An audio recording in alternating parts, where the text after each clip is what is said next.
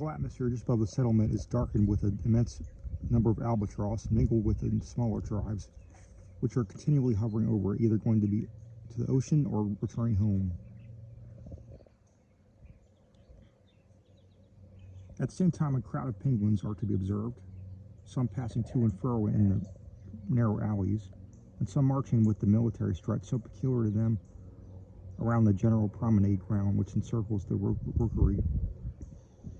In short, survey as we will, nothing can be more astonishing than the spirit of reflection evinced by these feathered beings, and nothing surely can be calculated to elicit reflection in every regulated human intellect. In every well-regulated human intellect.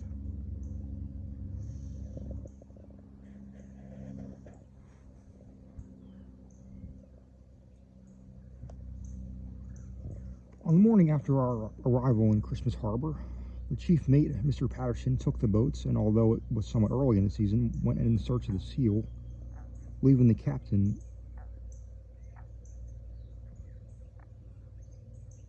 and a young relation of his on a point of barren land to the westward,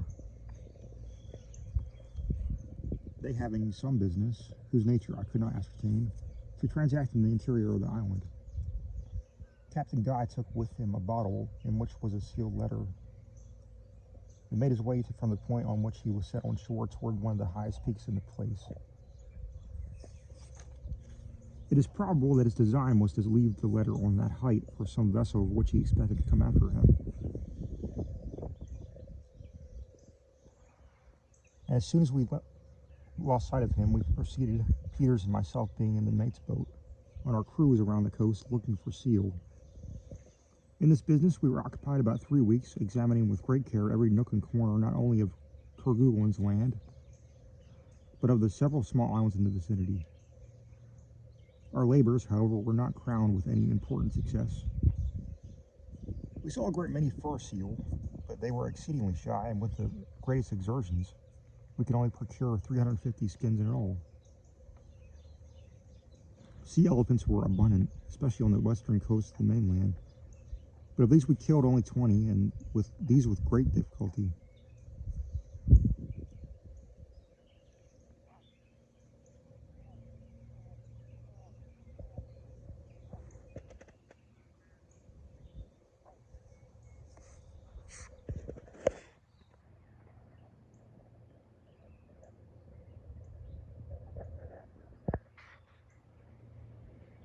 On the smaller islands we discovered a good many hair seal, but did not molest them.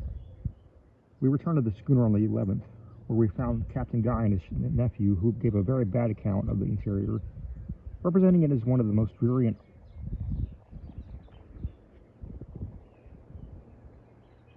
utterly barren countries in the world. They remained 2 days on the island. They remained 2 nights on the island owing to some misunderstanding on part of the second mate in regard to sending the jolly boat up from the schooner to take them off.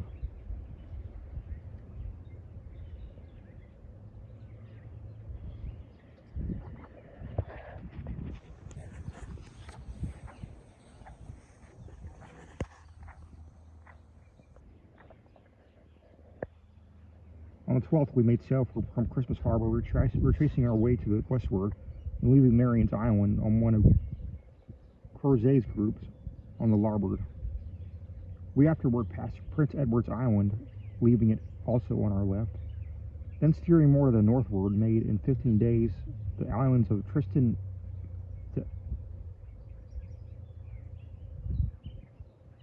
d'Acunha, in latitude 37 degrees 8 by south, longitude 12 degrees 8 by west. This group, now so well known, which consists of circular islands, and was first discovered by the Portuguese, and was visited afterward by the Dutch in 1643, and then by the French in 1767. The 3 islands together form a triangle, and are distant from each other for about 10 miles, there being fine open patches between.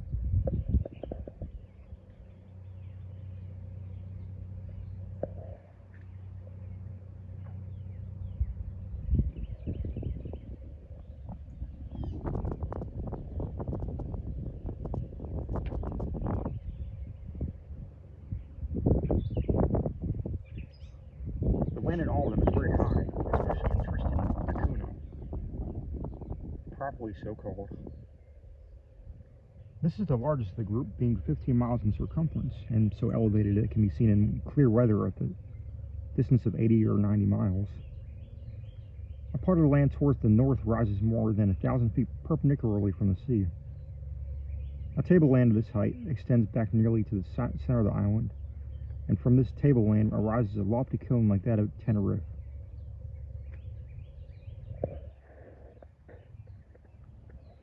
The lower half of this cone is clothed with trees of good size, and the upper region is barren rock, usually hidden among the clouds and covered with snow during the greater part of the year.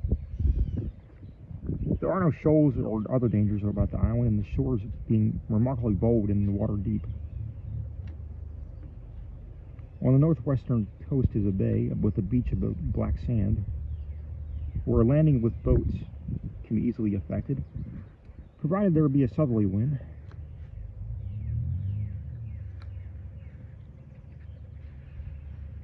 Plenty of excellent water may here be readily procured. Also, cod and other fish may be taken with hook and line.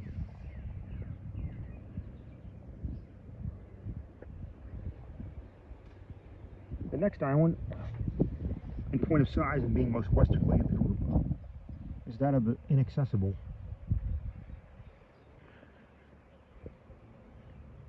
Called the Inaccessible. Its precise situation is 37 degrees 17 by south latitude, longitude 12 degrees 24 by west. It is 7 or 8 miles in circumference, and in all sides presents a forbidding and precipitous aspect. Its top is perfectly flat. Its whole region is sterile, nothing growing upon it except a few stunted shrubs.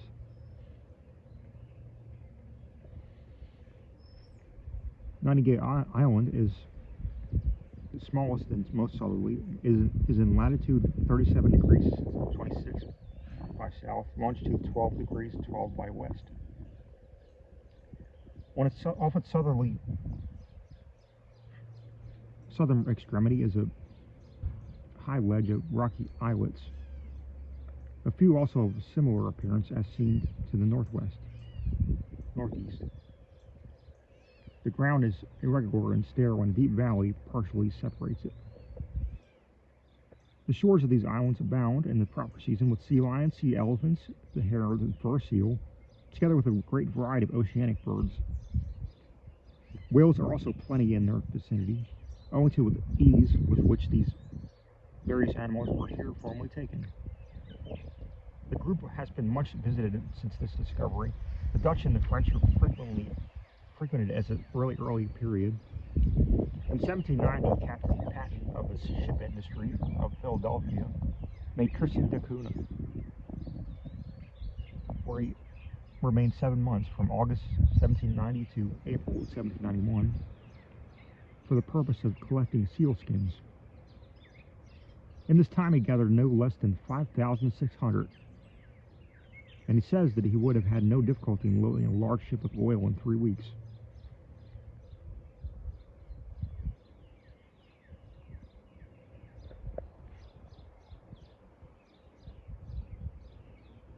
Upon his arrival, he found no quadrupeds, with the exception of a few wild goats. The island now abounds with all the most valuable domestic animals, which have been introduced by subsequent navigators. I believe it was not long after Captain Patton's visit that Captain Colquhoun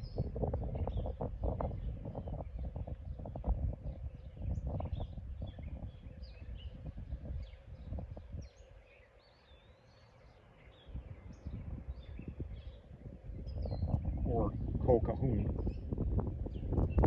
of the American brig Betsy touched at his largest islands for the purpose of refreshment. He planted onions, potatoes, cabbages, and a great many other vegetables, an abundance of all which it is now to be met with. In 1811, a Captain Haywood of the Nereus visited Tristan. He found there 3 Americans who were residing upon the island to prepare them sealskins and oil. One of these men was named Jonathan Lambert.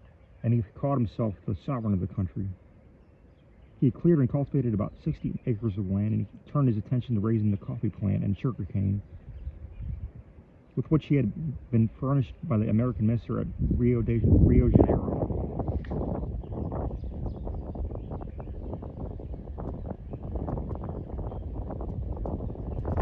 This settlement, however, was finally abandoned in 1817.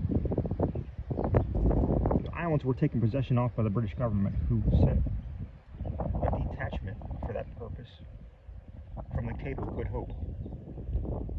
They did not, however, retain them long, but upon the evacuation of the country as a British possession, 2 or 3 English families took up their residence there independently of the government. On the 25th of March, 1824, the Berwick, Captain Jeffrey, from London to Van Diemen's Island,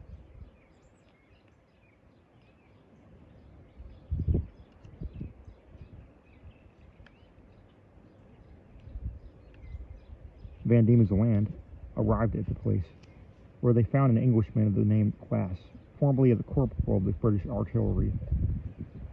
He claimed to be a supreme governor of the islands, and he had under his control 21 men and 3 women. He had a very favorable account of the salubrity of the climate and of the productiveness of the soil.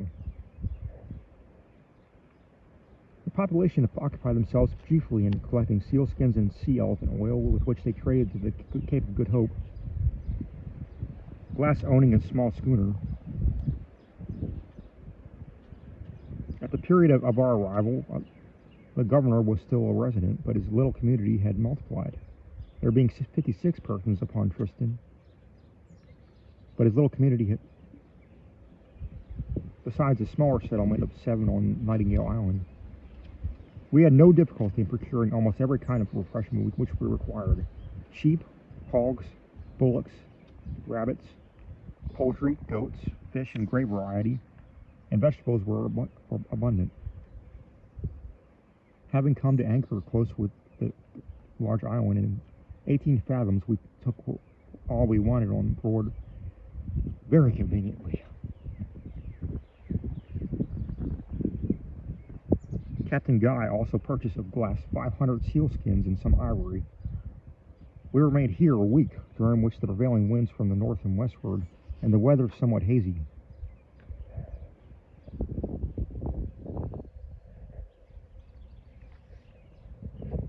On the 5th of November, we made sail to the southward and westward, with the intention of having a thorough search for the group of islands called the Auroras, respecting whose existence a great diversity of opinion has existed. These islands are said to have been discovered as early as 1762 by the commander of the ship Aurora.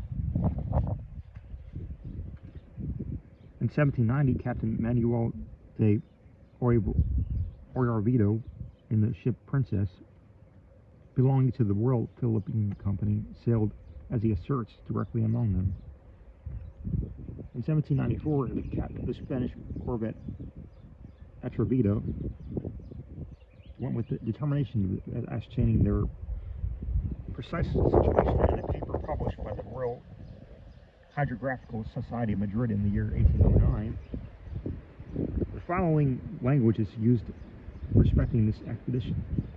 The corvette Atrevida practiced in their immediate vicinity from the 21st to the 27th of January, all the necessary observations, and measured by chronometers, the difference of longitude between these islands and the port of Soledad and the Manilas. The islands are 3. They are very nearly in the same meridian. The center one is rather low, and the other 2 may be seen at 9 leagues distance. The observations made on board the Atrevida give the following results as the precise situation of each island. The most northern is in latitude 52 degrees 37 by 24 inches south. Longitude 47 degrees 43 by 15 inches west. The middle one is in latitude 53 degrees 2 by 40 inches south. Longitude 47 by 55 inches, 15 by west. And the most southern is latitude 53 degrees 15 inches, 22 south. Longitude 47 degrees 57 by 15 inches west.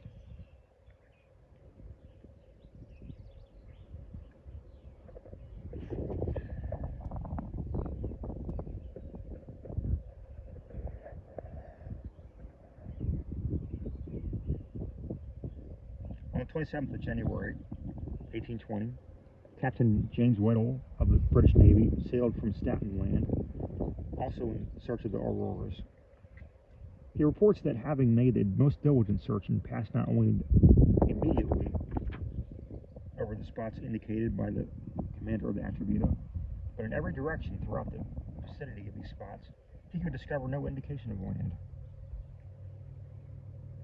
These conflicting statements have induced other navigators to look out for the islands, and strange to say, while some have sailed through every inch of sea where they were supposed to lie without finding them,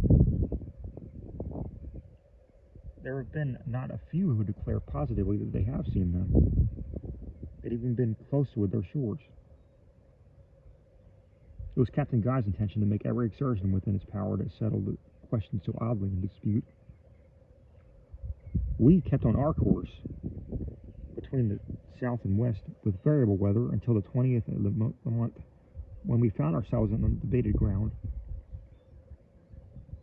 being in latitude 53 degrees by 15 south, longitude 47 degrees 58 by west. That is to say, very nearly upon the spot indicated as the situation of the most southern of the group. Not perceiving any sign of land, we continued to the westward in parallel 53 degrees in south as far as the meridian of 53 degrees west. We then stood to the north as far as the parallel 52 degrees south, and when we turned to the eastward, kept our parallel by double altitudes, morning and evening, and the meridian altitudes of the planets and the moon.